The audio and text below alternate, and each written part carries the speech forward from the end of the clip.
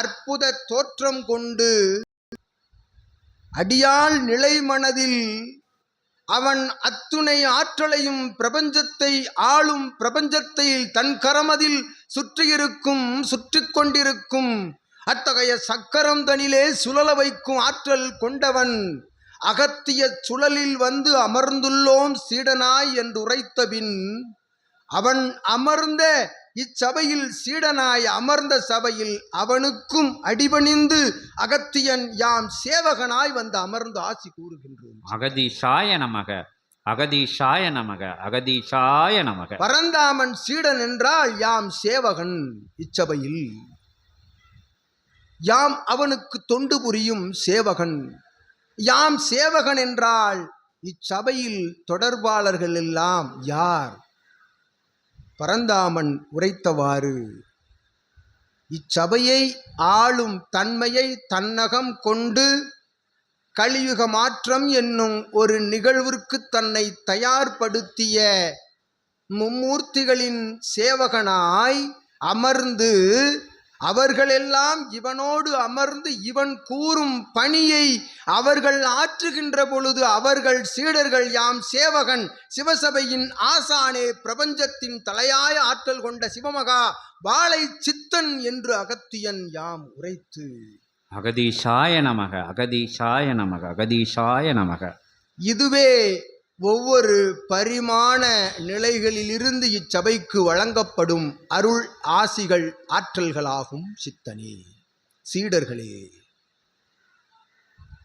அகத்தியன் தரையில் அமர்ந்து விட்டான், பரந்தாமன் இருக்கையில் அமர்ந்திருக்கின்றான், அவனோடு இணைந்த மும்மூர்த்திகளும் இருக்கைகளில் அமர்ந்திருக்கின்றார்கள். ஆனால் சிவமகா வாழை சித்தன் எங்கு அமர்ந்திருக்கின்றான்? இச்சபையில் எங்கு அமர்ந்திருக்கின்றான்? செங்கோல்தனை ஏந்தி அறுபடையை ஒன்றாக்கிய ஒருபடையாய் அமர்ந்த திருமுருகன் அரியாசனத்திலிருந்து இறங்கி வழிவிட அரியாசனத்தில் சிம்ம ஆசனமிட்டு அவதாரங்கள் இடை புகுந்து ஆற்றல் கொடுக்க வாழை சித்தன் அமர்ந்திருக்கின்றான் அரியாசனத்தில் இச்சபையில் என்று அகத்தியன் உரைக்கின்றான். அகதீஷாய நமக, அகதீஷாய நமக, அகதீஷாய. அவ்வாறு இன்றைய நாள் வாழை சித்தனை சிம்மாசனத்தில் அமர வைத்து அழகு பார்க்கும் பரந்தாமனுடைய விஸ்வசிவ சபை இன்றொரு நாள் என்று அகத்தியன் உரைத்தாலும் இது வாழை சித்த சபை இன்றொரு நாள் என்று அகத்தியன் உரைக்கின்றான். ஓம் அகதீஷாய நமக, ஓம் அகதீஷாய நமக. அமர்ந்திருப்பவன் வாழை சித்தன் சிம்மாசனத்தில் செங்கோல் ஏந்தி, செங்கோலின் நுனியில் என்ன இருக்கின்றது? நந்தி தேவனுடைய அற்புதமான அருள்கடாட்சம் எழுறும் அவன் திரு உருவம் தாங்கிய அத்தகைய செங்கோலில் ஆற்றலாய் பரந்தாமன் அமர்ந்திருக்கும் அத்தகைய தாமரை மலர் இதழ்களில் நந்தி அமர்ந்த ஆற்றல் கொண்ட அத்தகைய செங்கோல்தனை ஏந்தி பிடித்திருக்கும் வாழை சித்தனை உள்ளுக்குள்ளிருந்து இறங்கி பிடிப்போர், அவனை இறுக பிடிப்போரை வாழை சித்தன் செங்கோல் சூட்சமமாக வழங்கி அவர்களுடைய வாழ்வுதனை நேர்கோட்டில் செல்வதற்குரிய அற்புதமான அவ்வழிமுறைதனை கற்றுத்தரும் சபை இச்சபை என்று அகத்தியன் யாம் உரைக்கின்றோம். அகதீஷாய நமக. இது சூட்சமங்கள் நிறைந்த சபை. ஒவ்வொரு வரிகளும் ஒவ்வொரு சித்தன் கூறுகின்ற ஆசி மொழிகள். ஒரு வரி விஸ்வாமித்திரன் என்றால் ஒரு வரி வசிஷ்டன், ஒரு வரி பாம்பாட்டி என்றால் ஒரு வரி திருமூலன், ஒரு வரி அகத்தியன் என்றால் ஒரு வரி ஆற்றல் கொண்ட ஊழி காலம் கண்ட காகபுஜண்டன் என்று அகத்தியன் அறிவித்து அற்புதமாய் இச்சபை நாடி வந்த சீடர்கள், வரும் சீடர்கள் வந்து அமர்ந்த சீடர்கள், வந்து சென்ற சீடர்கள் யாவரையும் இச்சிவ சபை சித்தன் உரைத்தவாறு அருகாமையில் அமர்ந்து அவர்களை உற்று நோக்கும் சபை. அவர்கள் ஒரு சிறு அசைவு அசைந்தால் அவ்வசைவு எதற்காக என்று உற்று நோக்கி அது நல் அசைவா, அது மாற்று நிலை அசைவா என்று ஆராய்ந்து அவ் அசைவுக்குரிய இசைவு கொடுத்து அவ் இசைவுதனை நல் நிலைதனிலே அவன் உறுதிப்படுத்திய அவ்வேளைதனில் ஆற்றலாய் அவனோடு பயணிக்கும் சபை, அவனோடு பயணிக்கும் சபை சித்தகணங்கள் இச்சபையிலிருந்து சென்று அமர்ந்திருக்கின்றன என்னும் நிலைதனையும் இவன் உரைத்தவாறு யாம் சிவன் உரைக்கின்றோம் சித்தனி. சிவாய நமக, சிவாய நமக, ஓம் நம சிவாய, ஓம் நம சிவாய. பிறந்த பிறப்பு, நேர்கொண்ட பிறப்பு, மானிட பிறப்பு, அரிய பிறப்பு, ஆற்றல் கொண்ட பிறப்பு, எவ்வாற்றலுக்கும் எப்பிறப்புக்கும் இல்லா ஆற்றலுக்கும் இல்லா ஆற்றல் தன்னை தன்னகம் வைத்திருக்கும் மானிட பிறப்பு. அவ்வாற்றல் தன்னை நற்பாதையில் கொண்டு செல்வோர், கொண்டு செலுத்துவோர் அவ்வாற்றலின் பன்மடங்கு ஆற்றலை பெறுகின்றனர். பிறந்த பிறப்பிற்குரிய ஆற்றலிலிருந்து அவர்கள் நற்செயல்கள் புரிந்து நற்பாதை பயணம் மேற்கொள்கின்ற பொழுது மேலும் மேலும் ஆற்றல்களை பெறுகின்றார்கள். அது எவ்வகையான ஆற்றல்? அறிவாற்றல், சித்த ஆற்றல், ஞான ஆற்றல், நற்பயண ஆற்றல். நற்பயணங்களிலிருந்து பெறுகின்ற பெரு பெரு பெரு மகா சிவ ஆற்றலாகும் அவ்வாற்றல். அவ்வாற்றல் தன்னோடு இருக்கின்ற பொழுது எத்தகைய சலன சஞ்சல நிலைகளுக்கும் இடம் கொடாது, இடம் இல்லாது இகலோகத்தில் பயணிக்கின்ற அற்புதமான தைரியசாலியாக, தைரியம் என்பது மகாவிஷ்ணு பெருமகான் உரைத்தவாறு அது மாற்றானை வீழ்த்துவதற்குரிய தைரியம் அல்ல, அவன் வீழ்த்துவதற்குரிய தைரியம் என்று அகத்தியன் யாம் உரைத்தோம். அவன் வீழ்த்துகின்ற பொழுது அவனை காண்போர் எல்லாம் இவன் தாழ்தனில் வீழ்வர். இத்தத்துவம் நிலை பெற்ற தத்துவம் என்று அகத்தியன் உரைக்கின்றான். அகதீஷாய நமக.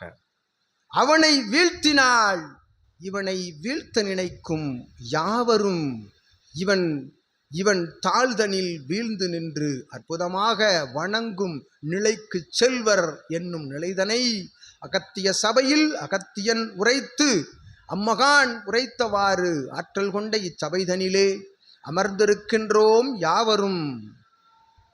14 சித்தர்கள் மட்டுமல்ல, அகத்தியன் மட்டுமல்ல, பரந்தாமன் உள்ளிட்ட மும்மூர்த்திகள், முப்பெரும் தேவிகள் மட்டுமல்ல, நாயன்மார்கள், ஆழ்வார்கள் மட்டுமல்ல, தெரிந்த அறியாத கணங்கள் எல்லாம் கணங்களுக்குள் சென்று உணர்ந்தால் அத்தகைய கணங்கள் எல்லாம் ஒன்றாக இணைந்த நற்கணம் பொருந்திய பெருமகா சிவசபையில், நற்கணம் பொருந்திய பெருமகா சிவசபையில் ஆதி சிவகூரை தளமதில் ஆதி திருச்செந்திலகமதில் யாம் அகத்தியன் அமர்ந்திருக்கின்றோம். சற்சங்க நிகழ்வு அகத்தியனாய் சித்தனி.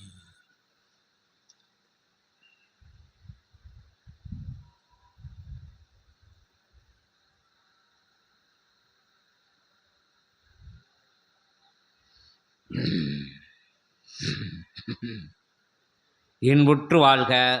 அகத்தியமே ஜெயம், ஆனந்தமே அகத்தியம். ஆதி நாராயண பெருமானும் அதைத் தொடர்ந்து அகத்திய பெருமானும் அற்புதமாக நற்சபையின் பொற்சபையின் பொன்னம்பல மகாசபையின் உயர் சூட்சமத்தை உன்னத நிஜ நிலைதனை உரைத்து அமர்ந்திருக்கின்ற அற்புதமான தருணம் அது. கூறப்பட்டது போல் ஆற்றல் கொண்ட அருண்சபை போல் எங்கும் சபை இல்லை, எவ்வெல்லையும் இல்லை, பிரபஞ்சத்தில் இது போன்று எல்லை இல்லை என கூற கேட்ட அத்தகைய முன் வாய்மொழி வார்த்தையை நிஜமொழியாக்கி அமர்ந்திருக்கின்ற அகமகிழ்ந்த அகத்தியத்தை, முகமகிழ்ந்த அகத்தியத்தை மகிழ்ச்சி நிலையோடு அற்புதமாக அத்தகைய நற்சங்கம பொற் மகா சங்கம நிகழ்விற்காக அகத்திய பெருமான் அரியணை போட்டு அற்புதமாக அத்துணை நிலைகளும் சூழ அமர்ந்திருக்கின்ற அற்புதமான தருணம் அது.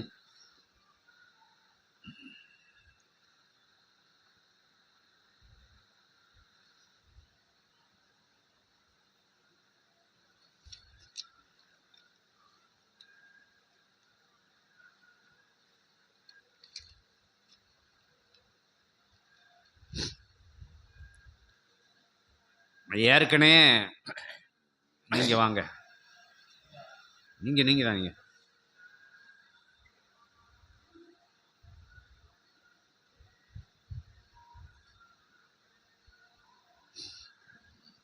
எத்தனையோ முறை கேட்கப்பட்ட கேள்வி, இருந்தாலும் புதுசாக இன்னைக்கு இல்லை, எத்தனையோ முறை கேட்கப்பட்டிருக்கு சித்தர்கள்ட்ட. இதனால் எழுதியிருக்கு, இறை நிலையை அடைய என்ன மார்க்கம் சிறந்தது?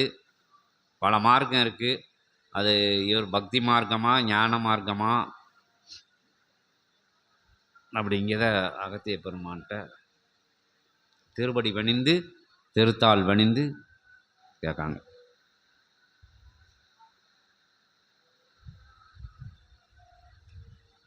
இறைமகா சபையினுடைய மகோன்னத மகத்துவம் அறிந்து தான் கலியுகமதில் உதிர்த்திட்ட மானிடனாய் உதிர்த்திட்ட அத்தகைய காரண காரியம் அறிந்து இவ்வுலகம் இறையுலகம், இறை ஆளும் உலகம், பிரபஞ்சம் இறை ஆளும் பிரபஞ்சம். அப்பிரபஞ்சத்தில் யாம் எங்கோ ஓர் மூலையில் மானிடனாக பிறந்து தான் ஆற்றுகின்ற சேவை பிரபஞ்சத்திற்கு அறியுமா, பிரபஞ்சத்திற்கு தெரியுமா என்று அல்லாது ஒரு சிறு காரிய நிகழ்வு நற்காரிய நிகழ்வு நிகழ்த்துகின்ற பொழுது அது பிரபஞ்சம் கண்டுகொள்ளும் என்கின்ற அற்புதமான அத்தகைய தத்துவத்தினை தன்னகத்திற்குள் தன் ஆழ்நிலை அடிநிலை மனதிற்குள் பதிய வைத்து பக்தி நிலை நோக்கி இறை நிலை நோக்கி பயணப்பட்டு கொண்டிருக்கின்ற பொழுது அற்புதமாக பிரபஞ்ச மகா சிவ சபையினுடைய நிலை அறிந்து இதன் தன்மை, வடிவம், ஆற்றல், அறிவுசார் தத்துவம், ஆதி கைலாய சிவசூட்சம நூலின் மகத்துவம் அறிந்து கண்டுணர்ந்து வந்து சபைதனில் அமர்ந்து சபையோடு தன் இல்லமதை இணைத்து இல்லத்தார்களை சபைக்கு அழைத்து சபையிலிருந்து இறை சூட்சம நூலிலிருந்து ஆசிகள் பெற்று என் நிலை மாற்று நிலை உண்டா என்று வினவி ஒரு நிலையும் மாற்று நிலை அல்ல மற்றற்ற இறைநிலைக்கு நிகர் என்று அகத்தியன் கூறிய அற்புதமான ஆசிகளை கேட்டு வழி வழியாய் தன் வழி தோன்றல்களை அகத்திய நிலை நோக்கி பயணப்பட வைக்க வேண்டும் என்ற அற்புத அதீத எண்ணத்தோடு சபை நோக்கி பயணித்த சீடனது நண்பனாக, சீடனது ஆற்றல் கொண்ட அற்புத தொடர்பால்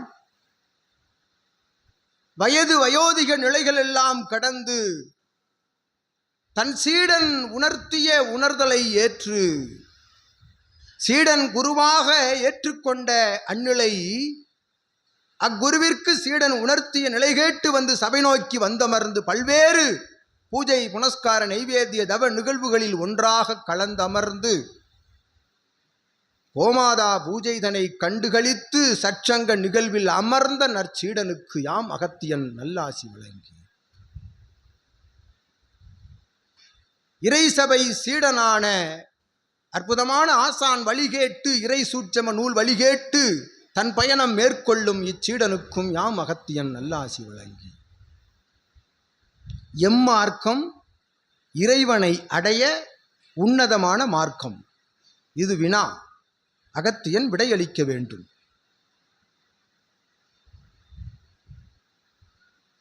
மார்க்கம் என்றால் வழி, பாதை. யாம் பயணம் மேற்கொள்கின்ற பாதை எத்தகைய பாதை? இறைவனை அடைய வேண்டும், இறைவனை சரணடைய வேண்டும், இறைவனோடு அமர்ந்திருக்க வேண்டும். தன் ஆன்மா இப்பூவுலகை விட்டு பிரிந்த பிறகும் இறைவனோடு ஆன்மா கலந்திருக்க வேண்டும். அதற்கு எம்மார்க்கம்? அத்துணை வேத நூல்களும் அத்துணை இறை சன்மார்க்க நிலை கொண்ட இதுபோல் அமைந்திருக்கின்ற உண்மையான சபைகளும் ஆற்றல் கொண்ட பிரபஞ்சத்தில் ஆங்காங்கு இறைநிலை நோக்கி பயணப்படுகின்ற அற்புத இறை ஆன்ம ஈக இயக்கங்களும் உரைக்கின்ற ஒரே நிலை, ஒரே மார்க்கம், அன்பு மார்க்கம் என்று அகத்தியன் யாம் நல்ல ஆசி தெரிவித்து, அன்பு வழி ஒன்றே இறைவனை அடையும் எளிதான வழி. அன்பு என்ற மூன்றெழுத்து வார்த்தைக்குள் இருக்கக்கூடிய அதி அருள் கடாட்சம் மிகுந்த சூட்சமம் போல் எவ்வார்த்தைக்குள்ளும் இல்லை. அன்பு காணும் நிலை, காணும் பொருள், காணும் ஜடம், காணும் திடப்பொருள் அனைத்திற்கும் அன்பு செலுத்தி ஆற்றலாக ஒவ்வொரு காலகட்டங்களிலும் அன்பு நிலை என்பது இடம் விட்டு இடம் அகன்ற பொழுதும் அந்நிலையிலிருந்து மாறாது எச்சூழல்தனிலும் மாறாது ஒருவன் தன் அடியாள் நிலை மனதில் அத்தகைய வார்த்தையினை பதிய வைக்கின்றானோ அவன் ஆள் நிலை தலமதிலே தவமிருக்கும் வாழை சித்தனோடு இணைகின்றான். வாழை சித்தன் தவம் காணும் பிரபஞ்சத்தோடு இணைகின்றான். சிவம் ஆளும் பிரபஞ்சத்தோடு அவன் இணைந்து சிவத்திற்கு ஈடு இணையான ஆற்றல் பெற்று அவனோடு அமர்கின்றான். அது அன்பு மார்க்கம் என்று அகத்தியன் உரைத்து அமர்ந்திருக்கின்றான்.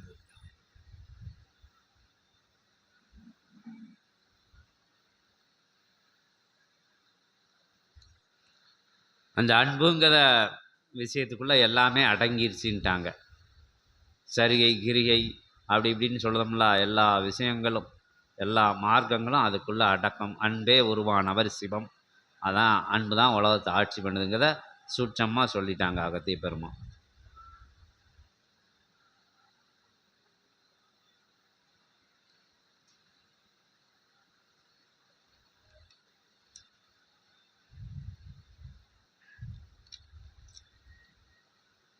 பிரபஞ்ச மகா அகத்திய வாழை சித்த சபையில் கடைபிடிக்க வேண்டிய நெறிமுறைகள், வழிமுறைகள், சீடர்கள் நடந்து கொள்ளக்கூடிய அற்புதமான அத்தகைய வழிகளை அருளுமாறு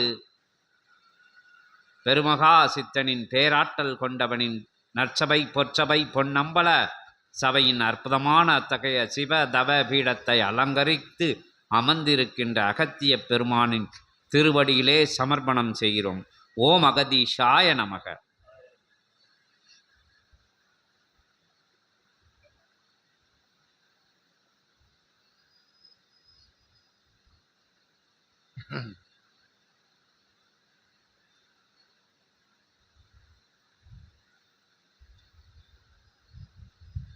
ஆதி சிவமகா சபைதனில் ஏற்றமுற நடந்தேறிய திரு கோமாதா பூஜை கண்டு வந்து அமர்ந்திருக்கின்ற சீடர்கள் யாவருக்கும் அகத்தியன் மற்றொரு முறை பிரிதொரு முறை நல்லாசிகளை எம்முத்திரையின் மூலமாக வழங்கி ஏற்றமாய் உதிர்த்திட்ட நல்வினா இவ்வாழை சித்த சபையில் ஓர் சீடன் கடைப்பிடிக்க வேண்டிய வழிமுறைகள், நெறிமுறைகள், கோட்பாடுகள் எவை என்று தொடுத்த வினா. இது வினா அல்ல, வினாவிற்குள்ளிருக்கும் வினையகளும் அடக்க வார்த்தை என்று அகத்தியன் உணர்த்தி, ஓர் மானிடன் வாழும் நிலை வாழ்வியலை கற்றுக்கொள்கின்றான் என்றால், வாழும் நிலைதனை இகலோகத்தில் வாழ்வியல் முறைதனை கற்றுக்கொள்கின்றான் என்றால், அத்தகைய வாழ்வியல் முறைகளுக்குள் சென்று அவன் எவ்வாறு வாழ்கின்றானோ அத்தகைய வாழ்க்கை நெறிமுறைகளே வாழை சித்த சபையில் கடைப்பிடிக்க வேண்டிய நடைமுறைகள் என்று அகத்தியன் யாம் உரைக்கின்றோம். வாழ்வியல் என்றால், வாழ்வியல் தத்துவம் என்றால் என்ன? அவ்வாழ்வியலை உணர்த்தியிருக்கின்றார்கள் பல்வேறு வேத நிலை அறிந்த சான்றோர் ஆன்றோர்கள், பெரு மகான்கள், வாழ்ந்து மறைந்த அற்புதமான வாழும்போது நல் வார்த்தைகளை உதிர்க்கின்ற பொழுது அவர்களை விரட்டி விரட்டி அடிக்கின்ற இத்தகைய பூவுலகம், அவர்கள் மறைந்த பின் அவர்கள் உதிர்த்த வார்த்தைகளை விரட்டி விரட்டி தேடி சேகரித்து கொண்டு அத்தகைய வார்த்தைகளின் பின்னால் ஓடிக்கொண்டிருக்கின்றார்கள் பிரபஞ்சத்தில் என்று அகத்தியன் உரைக்கின்றோம். வாழும் பொழுது எவருக்கும் அம்மகானினுடைய அருள் நிலை, ஆற்றல் நிலை, அற்புத அதிசய நிலை புரியாது. அது மானிடர்களோடு மானிடர்களாக அவன் வாழ்ந்து கொண்டிருக்கின்ற பொழுது ஒவ்வொரு மானிடனுக்கும் உள்ளிருக்கக்கூடிய அத்தகைய குதர்க்க நிலை, குரோத நிலை, ஒரு மானிடன் என்றால் எம்மை போன்று இரு கால் இரு கை இரு கண் இரு காது ஒரு மூக்கு ஒரு சிரசு வைத்து சரீரம் வைத்து நடந்து கொண்டிருக்கின்றான். இவனுக்கு என்ன இத்தகைய இத்துணை ஆற்றல் என்று அவனை சரிக்கு சமமாக நினைத்து, சரிக்கு சமமாக கூட அல்ல, அவனை தரையில் உழன்று கொண்டிருக்கும், சகதியில் உழன்று கொண்டிருக்கும் புழு போல் நினைத்து அதன் மேல் ஏறி நின்று செல்கின்ற கலியுகம் இது. மிதித்தாலும் உள்ளுக்குள் ஒரு சிறு உயிர் துடிப்பு இருந்தாலும் அத்தகைய சேற்றுக்குள் தன்னை கொண்டு செலுத்தி அதீத ஆற்றலோடு தன் உயிர்தனை புதுப்பித்து எழுந்து நின்று அது அத்தகைய சேருக்கு வளம் கொடுக்குமே.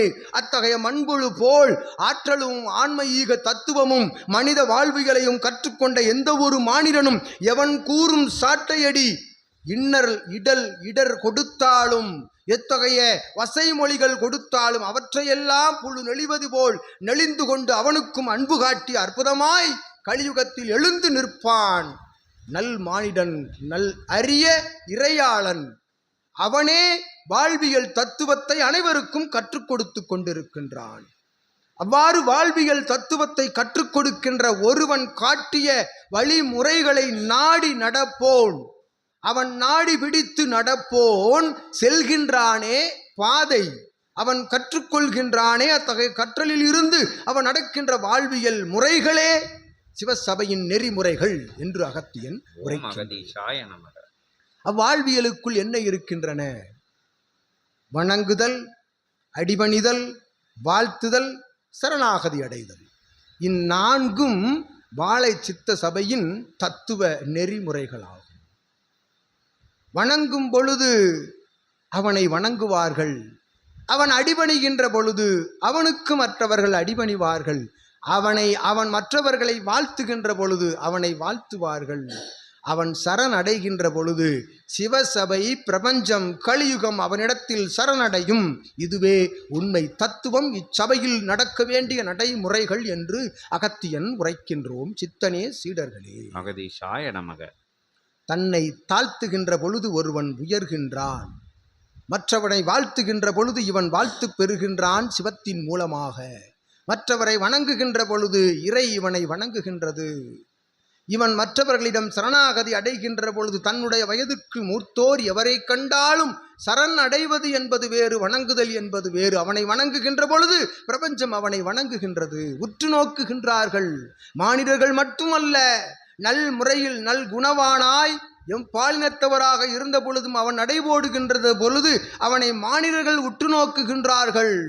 ஆனால் மானிடர்களுக்கெல்லாம் மேலாக அவனை படைத்திட்ட சிவம், பிரபஞ்சம் அவனை உற்று நோக்குகிறதே, அதுவே நல் நோக்கம், நல் நோக்கு.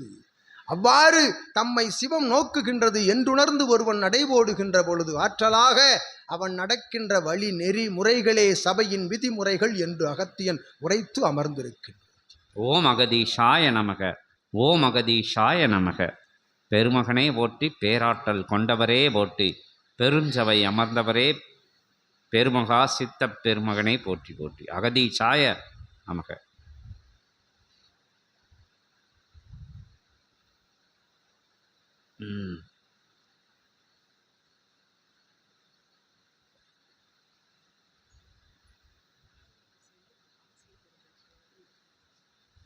சரி.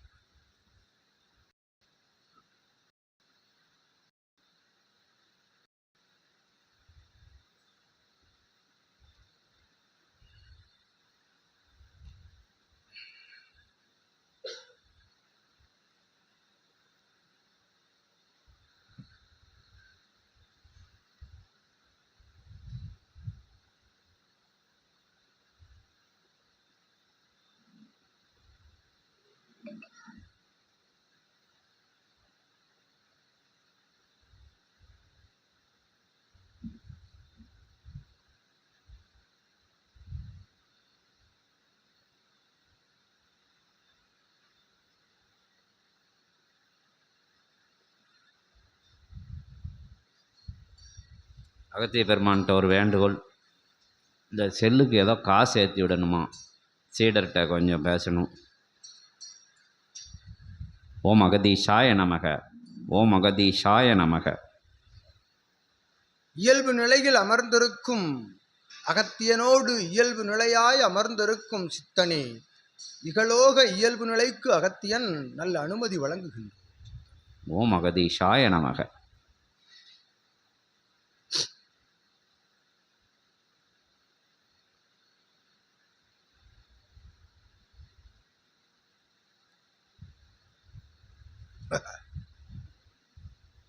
இந்த நீங்க வாங்க.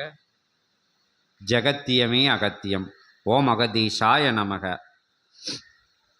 பெருமகா முனியின் திருவடி பணிந்து, பேராற்றல் கொண்டவரின் திருவடி பணிந்து, சிவசபையாலும் சித்த சபையாலும் தலைமை மாமுனியை, தவமுனியை, சிவமுனியை, சிவமகா பேராற்றலாய் அமர்ந்திருக்கின்ற அகத்தியத்தின் திருவடி பணிந்து, 18 சித்த பெருமக்களை வணங்கி, சபையோர் அனைவரையும் வணங்கி, ஆணை முகனை வணங்கி, அற்புதமான அருண்சபையிலே அமர்ந்திருக்கின்ற தேவர்களையும் சித்தர்களையும் வணங்கி, சிவமகா சித்த சபையிலே நிகழ்ந்து கொண்டிருக்கின்ற அற்புதமான அகத்திய அருளுரை கேட்டு செவிகுளிர அத்தகைய பிரபஞ்சம் மகிழ்ந்திருக்கின்ற அற்புதமான தருணம் அதிலே. உங்கள் பேர் என்ன பேர்? ஹேமச்சந்திரன். குடியாத்தத்திலிருந்து வந்திருக்கிற ஒரு குலதெய்வத்திற்கு பலி கொடுப்பது பற்றி கேட்டிருக்காரு. அதாவது நம்ம இகலோக இந்த விஷயங்களில் இருந்தாலும் குலதெய்வம்னு வரையில் பலி கொடுக்கக்கூடிய குலதெய்வங்களை வணங்கி வரையில் என்ன செய்ய அப்படிங்கிற முறையில் கேள்வி கேட்கப்பட்டிருக்கு. அது அந்த இது அகத்திய பெருமான் திருப்படியிலே சமர்ப்பணம் செய்து அதற்குண்டான விஷயங்கள் என்ன எவடம், அது கொஞ்சம் பெரிய கேள்வியாக வருதா என்னன்னு தெரில. குலதெய்வங்களுக்கு அது கேக்கு, பலி கேக்கு, பலி கேக்கா கொடுக்காங்களாங்க தெரியல. அந்த விஷயங்களுக்குள்ளே இருந்து அப்படி தானே கேட்கிய நீங்கள்? அப்படி தானே கேட்கிய? இப்போ இந்த நெறியில் போனாலும் குலதெய்வங்களுக்கு பலி கேக்கு அப்படி கொடுக்கலாமா அப்படின்னு கேட்கிய. சரி, அதையெல்லாம் அகத்திய பெருமான் பார்வையில் வச்சுருவோம். அந்த கேள்வி எப்படி தொடுக்கணுங்கிறதையும் அவங்களோட திருவடிகளே சமர்ப்பணம் செஞ்சுருவோம்.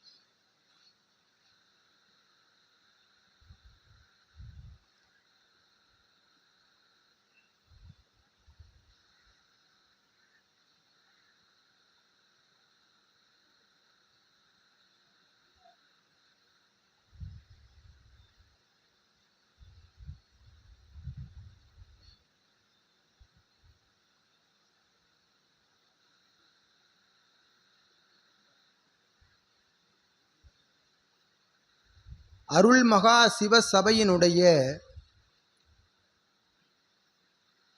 வேத நிலைகள், வேத நிலைகளுக்குள்ளிருக்கும் ஆழ் அடிநிலை சூட்சம நிலைகளையெல்லாம்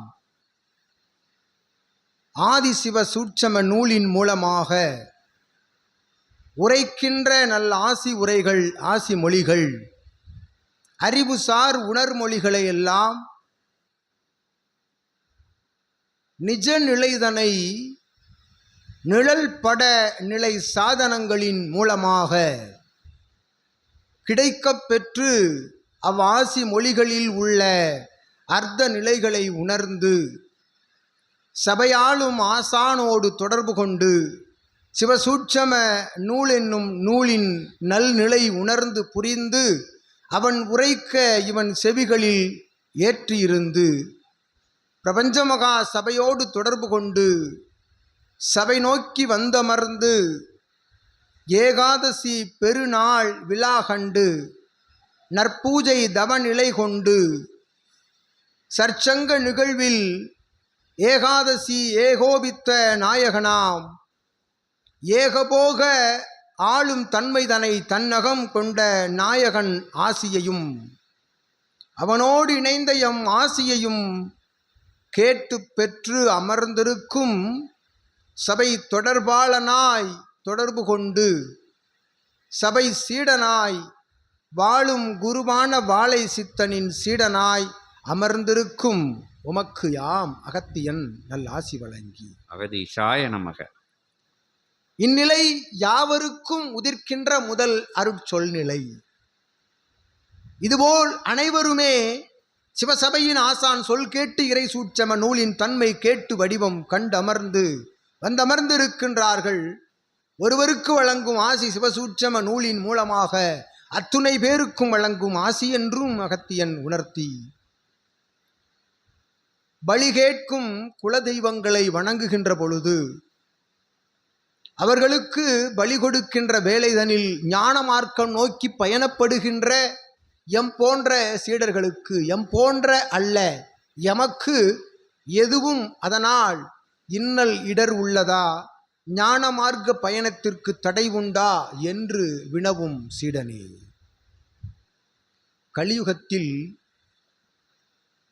ஒரு இல்லத்தில் ஓர் இல்லம் சார்ந்த அச்சமூக வளையத்திற்குள், அவ்வளையத்திற்குள் இருக்கின்ற அத்துணை மானிடர்களும் ஞானியர்கள் அல்ல. சித்தனே, அகதீஷாய நமக. அத்துணை மானிடர்களும் ஞானியர்கள் அல்ல. ஆனால் ஞானியர்களாக மாறுவதற்குரிய அத்துணை ஆற்றலையும் அனைவரும் கொண்டவர்கள் உள்ளுக்குள்.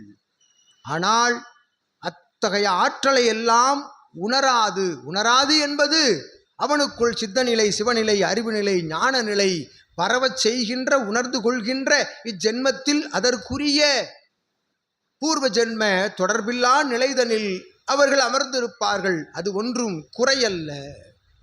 இருந்த பொழுதும் ஒரு இல்லத்தில், ஒரு சமூகத்தில், சமூகம் சார்ந்த அத்தகைய வளையத்திற்குள் இருவர் மட்டுமே இறை என்றால் என்ன, உண்மையான பக்தி என்றால் என்ன, சித்தம் என்றால் என்ன, சிவம் என்றால் என்ன, பிரபஞ்சம் என்றால் என்ன, பிரபஞ்சத்தின் ஆற்றல் எங்கிருக்கின்றது, பிரபஞ்சத்தில் இருக்கின்றதா, எமக்குள் இருக்கின்றதா என்று அலசி ஆராய்ந்து இரண்டும் ஒன்றே என்று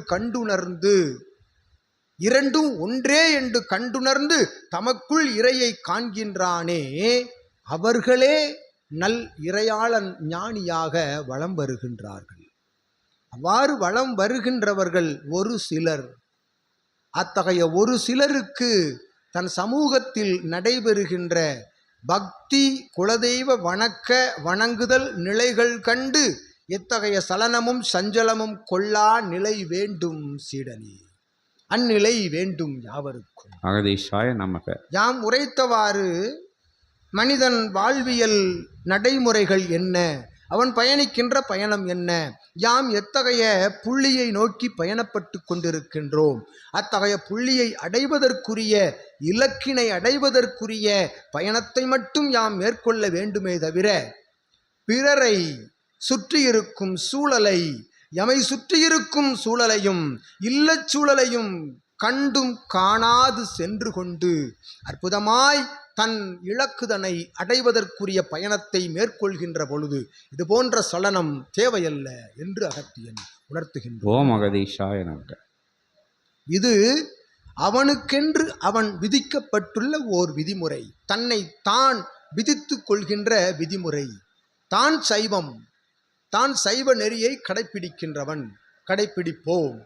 இருந்த பொழுதும் இல்லத்தில் இருக்கும் அனைவரும் அசைவத்தை விரும்பி உண்ணுகின்றார்கள், ஏற்பாடு செய்கின்றார்கள். அது இல்லத்தில் இருக்கின்ற பொழுது யாம் எவ்வாறு ஞானத்தை அடைவது? அசைவத்திற்கும் ஞானத்திற்கும் எத்தகைய சம்பந்தமும் இல்லை என்று அகத்தியன் உரைக்கின்றான். ஓம் அகதீஷாய நமக.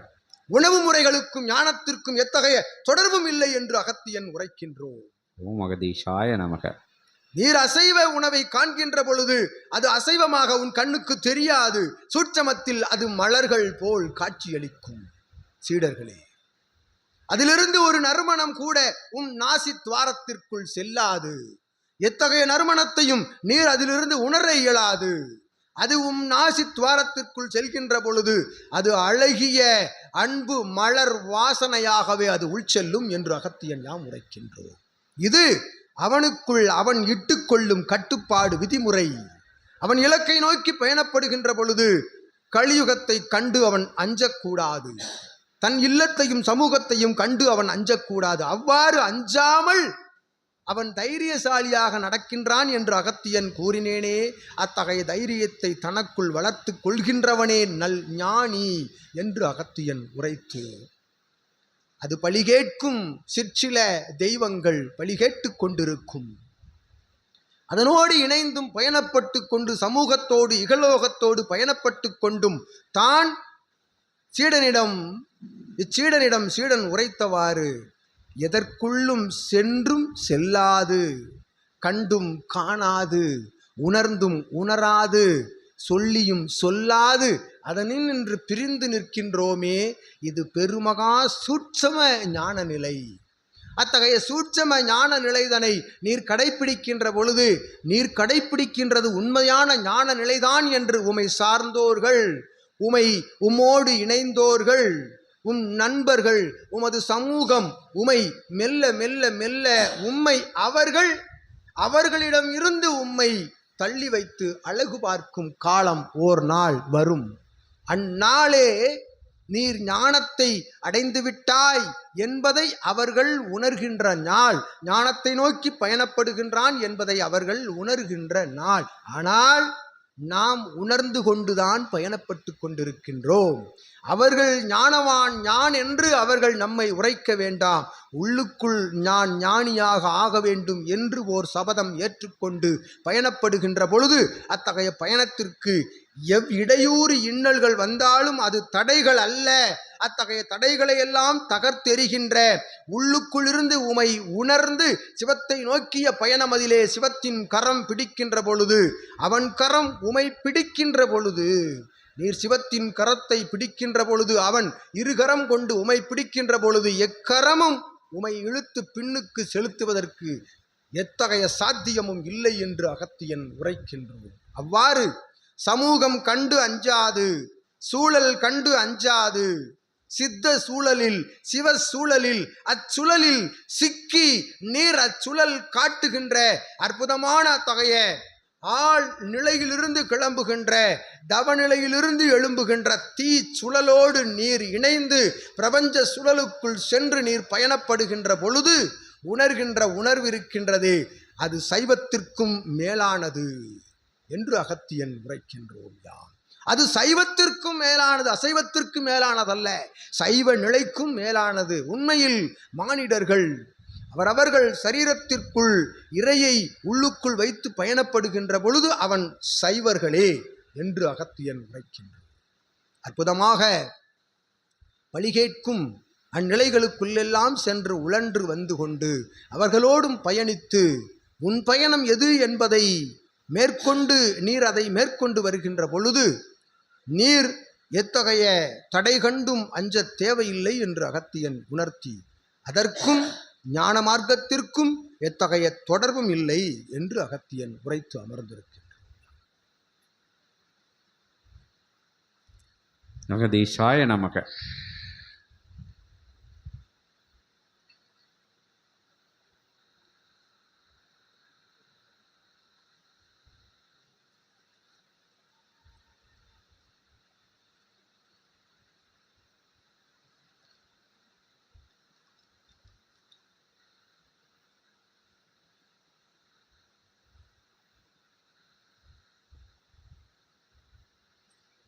வேற ஞான கேள்விகள் எதுவும் இல்லை?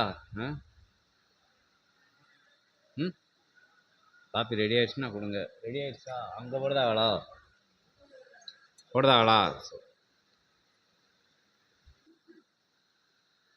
கலியுக தேவ சபையில் ஒரு சொல் பல பொருள், பல பொருள்களுக்குள் ஒரு சொல் அடங்குகின்ற அற்புத நிலை. அவ்வாறு பல பொருள்களை தாங்கிய சொல்லே ரிஷி என்றும் முனிவர்கள் என்றும் சித்தர்கள் என்றும் யோகிகள் என்றும் ஞானியர்கள் என்றும் பல்வேறு வார்த்தைகள், பல்வேறு பொருட்கள் ஒரு சொல்லுக்குள் அடங்கி இருக்கின்றன. ரிஷிகளாக வலம் வருவோர் யார் என்றால், ஒரு குறுநில பகுதியை ஆண்டு கொண்டு அப்பகுதிக்குள் இருக்கக்கூடிய தன்னால் ஆளுமைக்கு உட்படுத்தப்பட்ட அத்தகைய தலத்தில் இருக்கக்கூடிய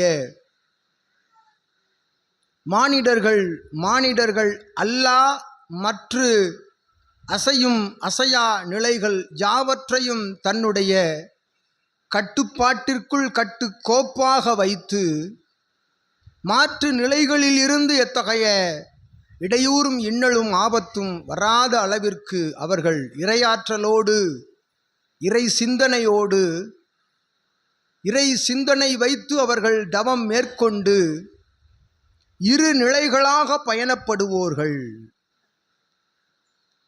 அரசனாகவும்